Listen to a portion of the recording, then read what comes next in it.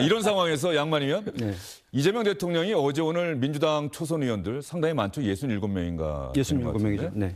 그 초선 의원들을 만났다. 네. 아, 이게 만난 시점이 네.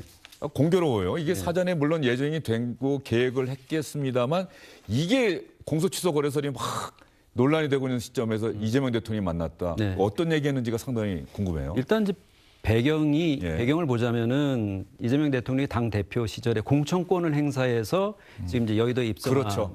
지금 67명이거든요. 이른바 뭐 비명 행사 이런 얘기가 있었던 공천 아닙니까? 그러니까 숫자를 따져보니까 지금 민주당 의원은 한 42% 정도 되는 것이고 지금 옛날 같으면은 이제 초선 의원들을 그 청와대 옆에 있는 영빈관에 불러서 한 60몇 명이 밥 먹고 사진 찍고 안녕 이렇게 돼야 되는 건데 대통령이 뭐 혼자 얘기 다 하고 초선 의원 대표 한두 명 일어나서 건배사하고. 근데 이거는 약간의 사적 영역도 있는 관저로 불러서 저녁을 같이 먹으면서 서로 얘기를 주고받았다는 어제 것인데 참석자 34명이 얘기를 다 했다고 그러더라고요. 근데 이제 언론이 주목하는 메시지, 말이 있죠. 이게 뭐냐면 검사들이 모두 나쁜 것은 아니지 않느냐. 이재명 대통령의 이야기인 거죠? 그런 얘기를 했다는 거죠. 뭐냐면 지금 이 검찰 개혁과 관련된 공소청과 중수청 법안이 그와 관련해서 당론이 이미 만들어졌고 정부안이 오면 그거를 이제 통과시킨다는 이제 일정표가 있었던 것인데 다시 돌아온 정부안에 대해서 당내 강경파 법사위원들 중심으로서 이거는 도로 검찰청법 아니냐라면서 반발을 하니까 이 부분과 관련해서 대통령이 그렇지 않다. 도대체 어떤 부분이 그렇다는 것이냐. 검사들의 권한이 강화된다고 하는데 지금 수사 개시권을 없앴는데 이게 무슨 말이냐. 또 검찰총장이란 말을 못 쓸 이유는 또 뭐냐 이런 얘기를 다 한 거죠. 그러니까 평소에 가지고 있던 생각을 다 얘기했던 것이고 일전에 소셜미디어를 통해서 외과 수술적인 그러니까 대통령이고 집권 세력이라고 해서 다 할 수 있는 건 아니다. 조심스럽게 권한을 행사해야 된다라고 하는 메시지를 냈는데 그런 연장선상에서 이제 지금 대통령으로서 해야 될 일이 많지 않습니까? 중동 사태 관련해서 지금 유가 관리도 해야 되고 추경도 편성해야 되고 할 일이 많은데 호르무즈 해협에 군함 파견해달라는 트럼프 대통령의 압박에 어떻게 대응해야 하는지가 이재명 대통령 지금 뭐 할 일이 너무 많고 고민될 일이 참 많은 상황이에요. 그러니까 이제 이 검찰개혁 법안은 이 정도 선에서 좀 통과시키는 게 좋겠다. 그런 부분과 관련해서 초선 의원 여러분이 당과 국회에서 역할해달라 이런 메시지를 낸 것 아닌가 하는 생각이 듭니다. 이재명 대통령 이야기, 그 현장에 참석했던 의원들의 이야기를 전원을 기자들이 취합을 해서 기사를 쓴 건데 보면은 아주 예외적인 경우에 검사에게 보안 수사권 주는 것 이건 국민을 위해서 필요하다라고 하는 이재명 대통령의 소신은 계속해서 관철해 나가겠다는 거 분명히 다시 한번 이야기를 한 것 같고요. 공소취소 거래설이라고 하는 그 일종의 장희수 전 기자의 주장 결국은 점점 확인되지 않은 내용 쪽으로 가는 것 같은데 장희수 전 기자는 여전히 자기는 취재에 당당하다라고 얘기는 하고 있습니다만 그게 뭐냐면 공소취소해주면 이재명 대통령 보안 수사권을 주겠다. 이게 공소취소 거래설의 이야기란 말이죠. 자, 그러면 어제 현장에 참석했던 김현정 의원의 이야기 들어보고 나서 또 이야기를 이어가도록 하겠습니다.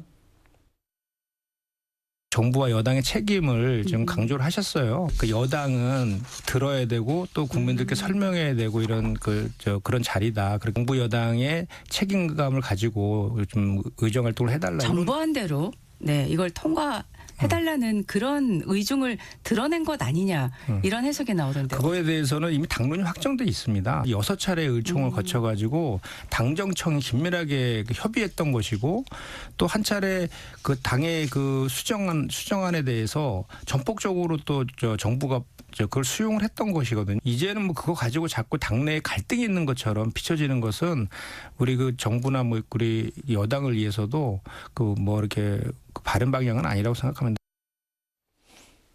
김현정 의원 이야기 KBS 라디오에 나와서 자세히 이야기는 했는데 좀 설명이 필요해 보여요. 그러면 이제 정부안 그대로 하겠다는 얘기인지 근데 강경파 원칙파들은 어쨌든 절대 안 된다라고 하는 건데 김현정 의원은 좀 생각이 다른 것도 같고 어떻습니까? 아닙니다. 이게 그 지금 아닙니까? 말씀하신 의원총회가 전에 일요일 날 열린 적이 있었잖아요. 거기서 당론으로 채택이 되면서 거기에 붙이기를 법사위원들이 원내 지도부와 조율을 통해서 디테일하게 조정할 수 있다라고 붙여놨잖아요. 그 디테일하게 조정하는 것은 원래 법사위 기능대로 뭐 작부 수정이나 뭐 이런 것들을 할 수 있다 정도의 의미로 통과가 되었죠. 그런데 그날 의총을 하기 전에 사실 정청래 대표는 이미 법사위원들과 다 소통을 해서 그날 의총에서 어떤 순서로 어떤 발언을 할 것인가를 다 조율을 했습니다. 그래서 김용민 법사위 간사는 나와서 법사위의 원칙대로 그걸 뭐 강경파라고 합니다. 저는 원칙파라고 주장을 해드립니다. 예. 원칙대로 이야기를 하셔라. 그래야 법사위 주장도 기록에 남을 거 아니겠습니까? 그렇게 하고 그 뒤에 이제 장경태, 김기표, 추미애 위원장 순으로 나왔는데 각자의 발언이 어떤 식으로 될 것인가가 이미 다 조율이 돼서 당론으로 채택이 되었어요. 다시 말해서 법사위 위원들도 원칙적 주장을 하지만 이것이 이렇게 통과되어야 된다는데 사실 합의를 한 것입니다. 그렇게 이제 되는 과정에 있는 것이고 그래서 이것은 지도부의 정무적 판단과 정치적 결단으로 통과가 되겠습니다만 제가 볼 때는 이 문제는 제2법 예고된 그 안대로 통과가 될 것이고 그런 과정 속에 사실 그 법사위원들의 원칙파들을 중심으로 다시 한번 자신들의 원론적 주장 그래야 사실은 이재명 대통령의 선명한 검찰 개혁이라고 하는 깃발이 어떤 것에 오염되지 않고 선명성을 계속 주장할 수 있는 것 아닙니까? 뭐 그런 주장을 하면서 대통령은 또 실용적으로 요번에 요 정도까지 하자라고 하는 실용적인 대통령 입장이 또 받아들여 통과되는 그러한 수순으로 갈 것이라고 저는 확신합니다. 저는 그 원칙파하고 이재명 대통령 네. 사이의 갈등이잖아요. 이 갈등을 일단 단편적으로 보면 대통령은 국정을 운영하니까 좀 실용적으로 접근하려고 하는 거다. 그다음에 원칙파는 탈레반 같은 원리주의를 주장하고 있다. 이렇게 분류할 수 있습니다만 저는 야당 입장에서 조금 의심을 가지고 들여다보면 한꺼풀 벗겨서 그 이면을 보면 이 원칙파들은 이미 그 원칙파들의 원칙대로 해가지고 사법 3대 악법이 통과가 됐잖아요. 법애국제하고 재판소원법하고 대법관 증언법인데 이 세 개가 다 이재명 대통령의 퇴임 후 사법 리스크에 대한 안전장치라고 다 국민들이 의심을 갖고 있지 않습니까? 근데 특징은 잘 보십시오. 제 주장입니다만 이 세 개 악법은 다 재판이 종결된 이유를 대비한 안전장치입니다. 1심, 2심 유죄 났을 때 대법에서 뒤집는다. 대법에서도 유죄가 나면 헌법재판소에 뒤집는다. 그래도 유지가 되면 법애국죄로 판사들을 처벌한다. 이 정도예요. 그러니까 대통령 입장에서 양에 차지 않습니다. 대통령 입장에서는 사법 리스크가 종결되기 전에 끝내고 싶은 것이 바로 공소 취소잖아요. 네. 그렇기 때문에 대통령은 어떤 의미에서는 탈레반과 실용파 대통령이라고 프레임을 짠 것 같습니다만 이면을 보면 제가 볼 때는 대통령은 재판 판결이 나오기 전에 공소 취소를 일찍 끝을 보자는 거고 이 원리주의자들은 재판이 끝난 다음에 어떤 안전장치를 생각해 보는 거니까 저는 대통령하고 좀 이게 맞지 않는다고 생각합니다. 그러니까 대통령이 만약에 이게 실용이 정말 자기의 의지라고 한다면 사법악법 3개 통과하는 것에서 막았어야 되죠. 똑같이 실용적인 대통령이라면. 그건 한마디도 말을 하지 않아요. 그리고 민주당 내에 있었던 100몇 명이 지금 모여있는 이른바 공소취소 의원들 모임에 대해서도 말을 하지 않아요. 예. 그렇기 때문에 사법 리스크와 함께 공소취소 그것과 함께 거래설이 나오는 거고 한편에서는 대통령의 진심을 의심할 수밖에 없는 정황이 있다는 말씀을 드립니다. 알겠습니다. 이런 상황에서 정청래 대표가 민주당 대표가 오늘 최고위원회에서 검찰개혁 당과 정부 청와대가 잘 조율해서 해나가겠습니다라고 하면서 어떤 정치인을 이야기를 했는데 어떤 정치인 이야기를 하면서 검찰개혁 의지를 밝혔나? 정청래 대표 얘기 한번 들어보시죠. 검찰개혁은 여타의 다른 개혁과는 질적으로 다른 상징성을 갖고 있습니다. 검찰개혁을 입에 올리면 자연스럽게 우리는 고 노무현 대통령의 죽음이 떠오릅니다. 검찰개혁은 70년간 검찰이 무소불위로 휘둘렀던 권력을 민주주의 원칙에 맞게 재배치하자는 것입니다. 절대 독점은 절대 부패합니다. 검찰개혁의 원칙이 지켜질 수 있도록 당정청이 심도 있게 조율하고 있습니다. 양만희 의원, 네. 보통 민주당에서 검찰개혁 이야기할 때 검찰의 조작된 수사, 정치적 목적에 의한 정치검사에 의해서 가장 큰 피해를 본 사람이 이재명 대통령이다라는 이야기를 참 많이 하지 않았습니까? 오늘 정청래 대표가 또 고 노무현 대통령을 이야기하면서 검찰개혁하면 떠오르는 사람은 노무현 전 대통령의 죽음이다. 이런 이야기를 했어요. 오늘 아마 조국 혁신당 대표도 또 노무현 전 대통령 이야기를 한 것 같은데.